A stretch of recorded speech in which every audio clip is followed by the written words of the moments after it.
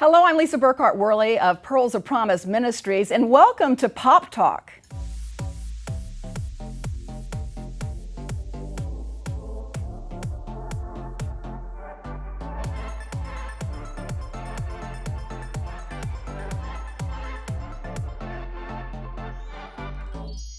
Today we're going to be talking about a subject that is on everyone's minds as we slowly come out of this COVID-19 pandemic. That is, will the United States economy recover from the pandemic? We're seeing a lot of businesses closing. I know a lot of people have had to take pay cuts.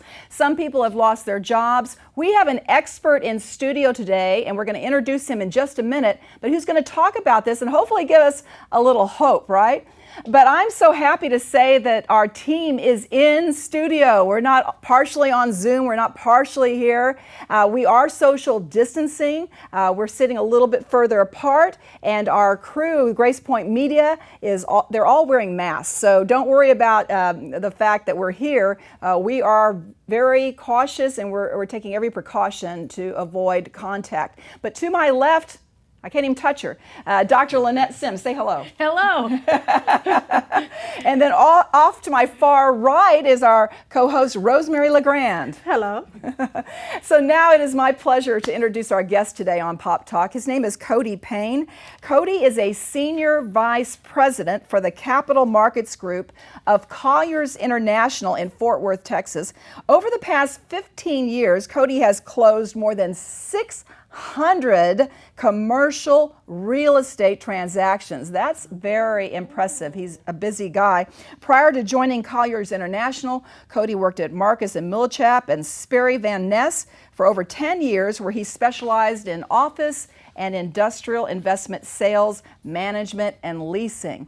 And to top it off, Cody is viewed as a leader by his peers. He was named top 35, under 35 in 2009 and 2010 by Black's Guide. And we're so glad to have you on the show. I think we've aged you out. I mean, like, in other words, we're a little bit older than you. We're not under 35 by any means, but it's good to have a younger voice on this program and somebody who's an expert in this field where we're going to be talking about the economy and where we're headed. It does not take a financial expert, though, to see that COVID-19 has affected the economy, right, Cody? As we said, a lot of people have lost their jobs, businesses have closed, people have taken pay cuts, and some businesses, I know, because I've checked them out, have not opened up yet. They've still got their doors closed, perhaps because it takes a lot of money to secure the site and to sterilize everything so that people can come in. What industries do you believe have taken the biggest hit, though, Cody? Well, I would probably say it's going to start with your service-oriented hospitality and entertainment. Those guys have had to shut down completely almost. And with people not being able to travel as much, obviously the airlines are obviously taking a very good hit. Service-oriented retail, which has been so popular, your nail salons, your hair salons, and yeah. And whatnot. Those guys, have really taken some of the biggest hits and having to make some of the most adjustments coming back to it. And so, and also the cost to operate some of those retail centers are very, very expensive. And so your entertainment, hospitality, retail are getting hit. But, that trickles to the office and industrial world that, a lot of people don't realize all that back office that some of these, large retailers also have. So, it's a trickle effect, and it definitely affects a lot of people. And but like as I was driving in today, I saw them putting up a now hiring sign down the street for warehouse workers and truck drivers. So I think, especially for Texas, things are starting to look a little better. Well, that's good. I know that a lot of businesses are taking advantage of the government plans to help. They did a $350 billion payroll protection plan, and so a lot of companies are taking advantage of that, which is wonderful. But is it going to be enough to get the economy going? And if it is and it starts to go, what do you think would happen if the coronavirus comes back, later this fall? Yeah. Because I even heard, I think Georgia reopened and they're starting to see some cases rise. And so The government assistance loans, the SBA, the PPP loans have been very, very helpful. They had to do 2 rounds of it. They just did that other round. I know it has helped, especially with some of the guidelines that they've made on these, where some of these are actually, forgivable by taking the right steps. And so they have helped out a lot of companies. And, as me and my guys, we, sell office and industrial, all these buildings are occupied by tenants. So we see these tenants, applying for it and getting assistance. I think if things, were to happen to get worse, or, if the pandemic, as they continue to reopen Texas and some of these other states, starts to, maybe rise again or something, I mean, they'll have to do another round. I don't see why they couldn't. But at that point, what you're going to start seeing is all these landlords that, even like this building that we're in, they're going to start really seeing a lot of the struggles, because they've only really been dealing with these tenants for, since March and April. And so they've got a little bit of leeway. And, I even talked to our multifamily guys out of Dallas, and their rent collections are still high, which is good. But if things continue to carry on or progress or not get better, that will trickle down to the landlord, which will then cause banks to start having issues with mortgage payments and whatnot. So I think that the SBA loans have helped out tremendously for those who have needed it.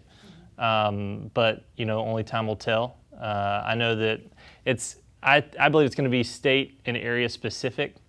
Some states are doing much better than others. So that's one thing that they'll have to look at. Yeah, you can see that on the map of the country. Oh, yeah. You can see how the Northeast is really struggling more than other parts. Texas is not too good, but other parts of the states are better. So I imagine it is regional. Oh yeah, Washington, California, Chicago, Jersey, New York, those guys are really struggling right now. Cody, through Collier's International, I know you're involved in the real estate end of things. How is this pandemic right now affecting the real estate industry? Well, on the leasing side, at the end of the day, there's still leases expiring, but, some of these companies are having to reevaluate their space needs, and talking with some of these large companies that have, call centers out here. I mean, they've had to figure out new technologies and ways to work from home. And so I know some of these guys coming back, they don't need as much office space that they once had. So there's several sectors that are going to take hits there. As far as the investment sales side, banks are still lending. A lot of buyers and institutions are a little scared to purchase right now, so there's not as many trades going on. And as far as agents, I mean, I think this is the 3rd time in 2 months that I've seen people face to face, so it's good to do that, and not be on the Zoom call. It has been fun going to work in shorts, but it's good to get back. We've had many a family chats around the dinner table about the amount of space that's going to be required, given how much you can do from home now. That's right. They're going to totally have to reevaluate how much space they need, how much office equipment they need, et cetera. So I think we're going to see a whole different working as far as that is concerned as well. It's kind of... Absolutely, and you'll probably see retailers shifting a little bit as well. Some of the big box retailers that may not need as much space as they have, or converting some of that to more warehouse. We've seen that work in our own home. My husband's been home working. Normally he travels all over the place because he's a fractional CFO. He has a company where he works with lots of different businesses in different parts of the country. Well, he hasn't been able to travel. So he's upstairs, I'm downstairs. Yeah. And sometimes I complain because I say, "You're too loud." He's on his Zoom calls. I say, "Close your door." But it works. I mean, ultimately it really does work. We both have our own space and we're able to function inside the house. So I agree with what everybody's saying, that maybe we don't need that kind of space. May not be good for you, because since you deal with real estate. But I've got to confess to you, Cody, and to everyone, I think you guys know, but I'm a shopper. I really love to shop, and I think shopping's a sport. It's been hard for me. I've had to do a little bit online. But yesterday it was so exciting because I went to DSW. I'm sorry, I guess I shouldn't be saying that. They're not even a sponsor. But it was just fun to go, even though I had to wear a mask and everything. But there are a lot of stores not open. And because of this COVID-19, it's already done the damage, because I just saw that retailer Pier 1 has closed their doors forever. They were already in bankruptcy, but still, This was just what threw them over the edge. Neiman Marcus has declared bankruptcy. I believe J.C. Penney has also declared bankruptcy. What is the future for retailers? Are they going to bounce back for those of us who enjoy retail?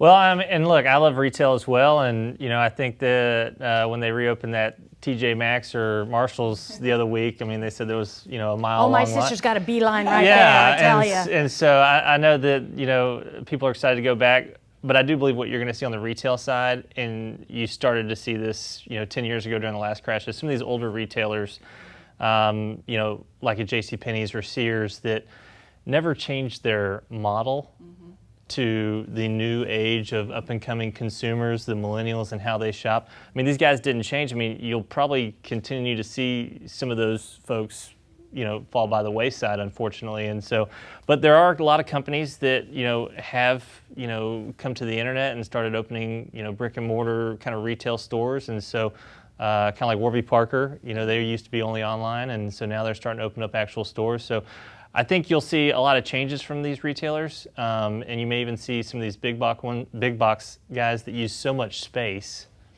which is so expensive to have these, massive, furniture stores or these clothing stores. You're probably going to see them shift to trying to do a little more online and converting some of those more to warehouse, which many of them already have. But it'll be very interesting, I think, over the next 12 months to see, what goes on in the retail space. Yeah, I will say I don't like online that much because I like trying things on. I like touching. Yeah, I like touching I'm a too. touchy kind of gal. Yeah. Well, speaking of markets that are changing, the stock market. My husband, in the beginning of this closure, was watching it as our security just continued to drop, and so the stock market obviously has plunged since March, as of now, towards the end of May, we're still nowhere near where we were back in March, obviously.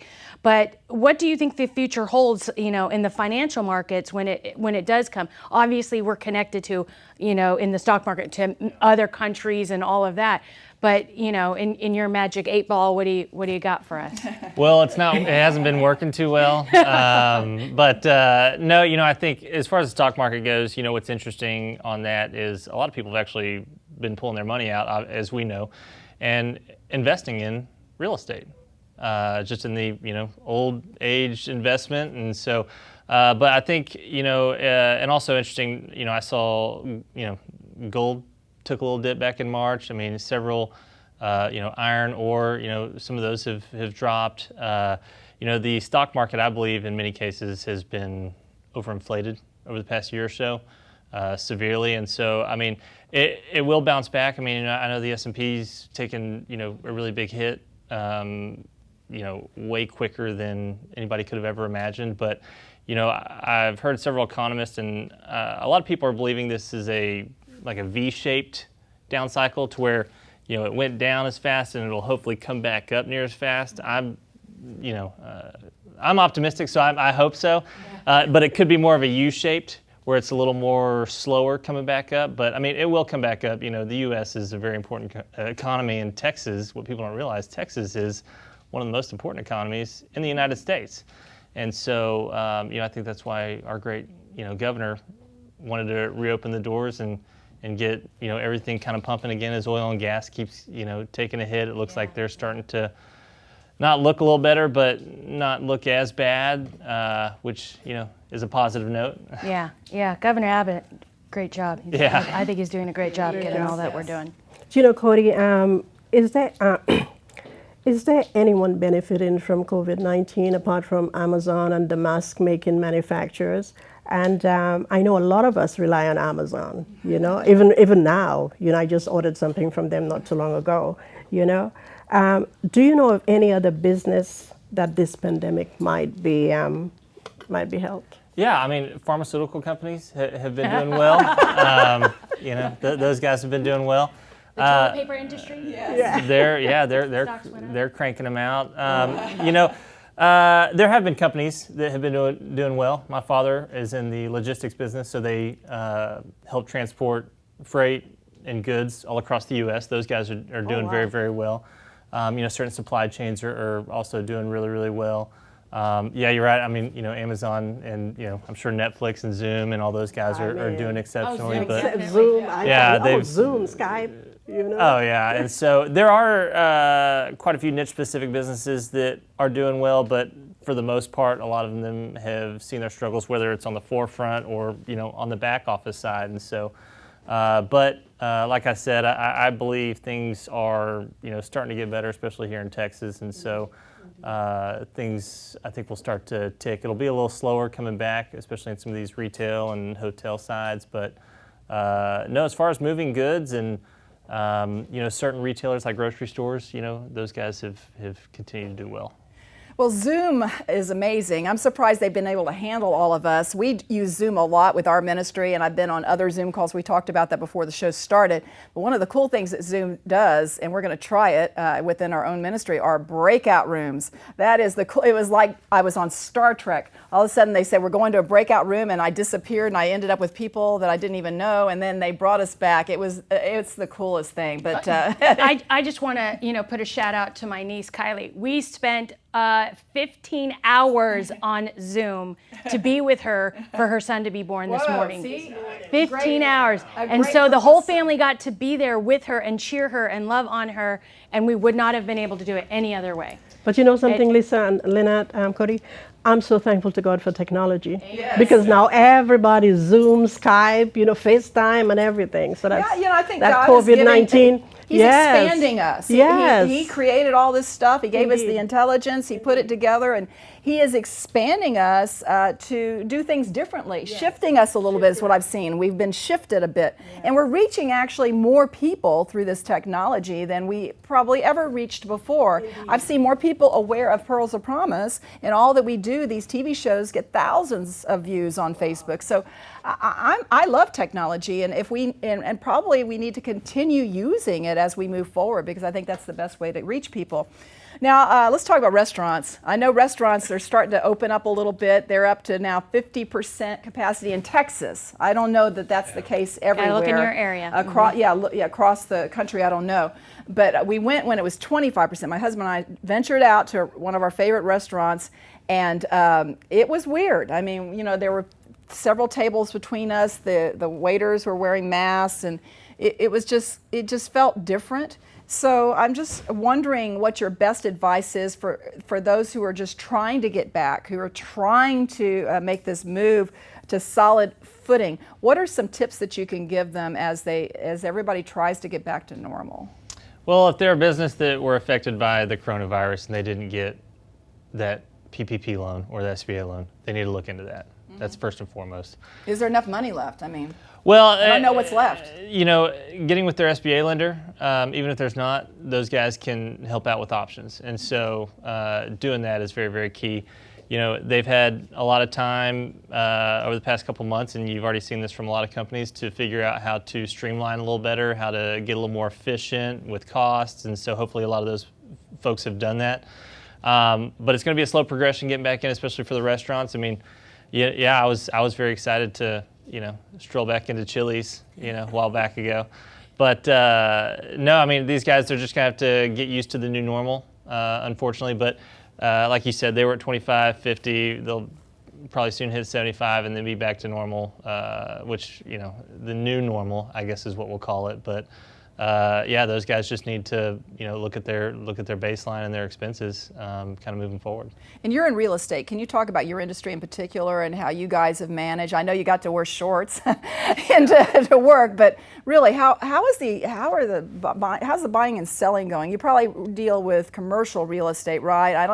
I know that house sales have probably really slowed down right now during this time. They're still going, and the refi is doing well, according to my husband, who's in mortgages.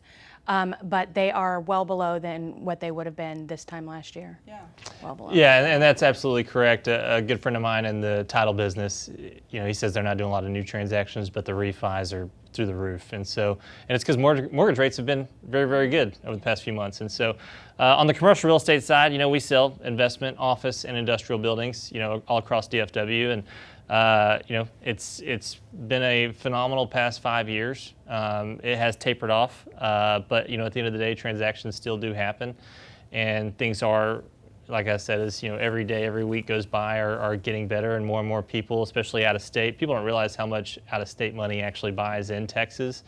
Yeah. Over half the buildings we sold last year were to investors out of state buying in Texas, and it's because of how much they believe in the Texas economy. And so I believe it's going to be a slow transition back to that. Just like restaurants and hotels. I mean, we're going to slowly, do better and better. But no, as far as our industry goes, I'm still very positive. They're still doing a lot of construction, as y'all see as y'all drive around, and there's still a lot of construction that's scheduled to be built. Heaven forbid that this happens again. Now, they've talked about a resurgence in the fall. What happens to the economy then? I mean, look, nobody really could tell you what was going to happen when it initially came, so I definitely can't tell you what happens if it comes again, but there'll need to be a lot more government assistance, I'm sure, for a lot of these businesses and individuals that are being forced to stay at home. You got California and Jersey that they keep extending their stay-at-home deadlines, and those states, their cost of living is so much greater than Texas. Right. And so I doubt that initial check that was sent out to everybody a long time ago even really did much for some of those guys. And so it's going to be very important and unique to see some of those key states as we move forward. We're praying it doesn't happen. Absolutely. Been praying regularly that God would heal the land and that this would not happen again, and that we would have a season of prosperity in our country. So thank you so much, Cody, for being on Pop Talk. It's really been fascinating. You've stretched me. This is not my area of expertise. I can talk about all sorts of biblical stuff, but when it comes to money, that's why I married a money guy, a guy in the financial industry. But God talks a lot about money. He cares about money. There are over 2,000 references to money in the Bible. So I encourage everybody to get into a financial Bible study and learn what God says about money and how to handle our money. It's really fascinating because he does care. He invented it. If you want to visit further with Cody, you can reach him via email at cody.payne, that's P-A-Y-N-E, cody.payne at Colliers, COLLIERS.com.